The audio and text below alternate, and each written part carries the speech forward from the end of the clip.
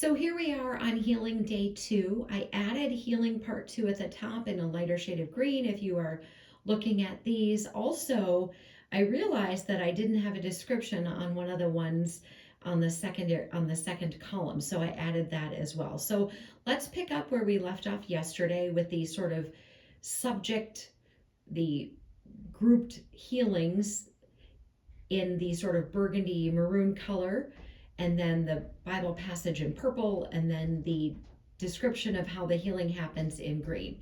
So on the left column, at sort of almost at the bottom, the withered hand on the Sabbath, Jesus says, stretch out your hand.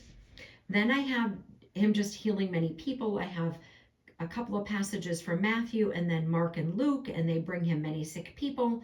Now, I have the blue asterisk for a reason, because we think of the woman with the issue of the blood as the only person who sort of touches Jesus. And we see in this passage in Mark and Luke, and she touched his garment, but we think about that as the only passage where somebody is physically touching Jesus for healing.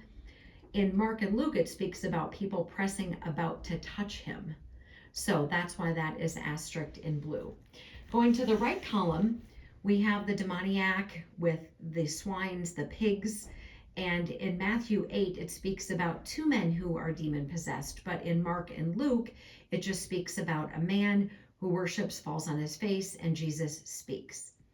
So the next category is Jairus' daughter and the woman with the issue of the blood.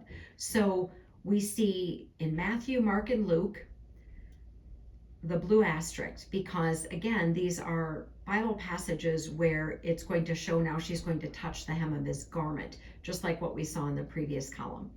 And then I sort of have that pink because on the way to revive Jairus' daughter, then we see the woman who has the issue of the blood getting her healing while he's going to do that. That's why I kind of put them in the same category.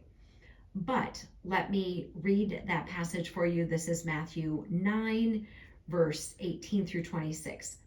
While he spoke these things to them, behold, a ruler came and worshipped him, saying, my daughter has just died, but come and lay your hand on her, and she will live. So Jesus arose and followed him, and so did his disciples. And suddenly a woman who had a flow of blood for 12 years came from behind him and touched the hem of his garment. For she said to herself, if I may touch his garment, I shall be made well.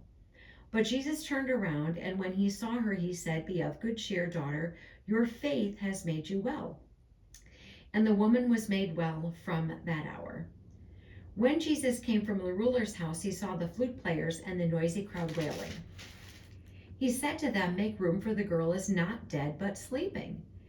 And they ridiculed him. But when the crowd was put outside, he went in and took her by the hand, and the girl arose. And the report of this event went out into the land. So that is the story of Jairus' daughter and the woman with the issue of the blood. Then we see 2 blind men where Jesus will touch their eyes or speak to them for healing. We have a mute demoniac in Matthew and Mark, where he is brought to Jesus and the demon is cast out. We have the deaf mute who laid down at Jesus' feet and Jesus touches his ears. We have the blind man at Bethsaida from the Gospel of Mark, where Jesus spits in his hand and touches his eyes 2 times. We have some healings at Gennesaret, again with the blue asterisk, because it speaks about people being brought to him who touch his garment. So there isn't just that one example that we typically think of. And then we have the Canaanite woman's daughter who is demon possessed in Matthew and Mark. She asks for mercy, falls at his feet, and Jesus speaks. So far, how have we seen Jesus manifest healing in people? Jesus will touch them or Jesus will speak. We have a couple of people touching Jesus, but so far we haven't seen Jesus blow on anybody for healing. And are we going to see that when we continue on and when we look at these healings in scripture? So what we're going to do now, tomorrow the dry erase board is going to look a little bit different because there are still more healings, and I will go through all of those like I did, where I write them all out for you, categorize them, give you a description, and then we'll do a summary. Armor up, we ride at dawn. May God bless you as always. Have a great day.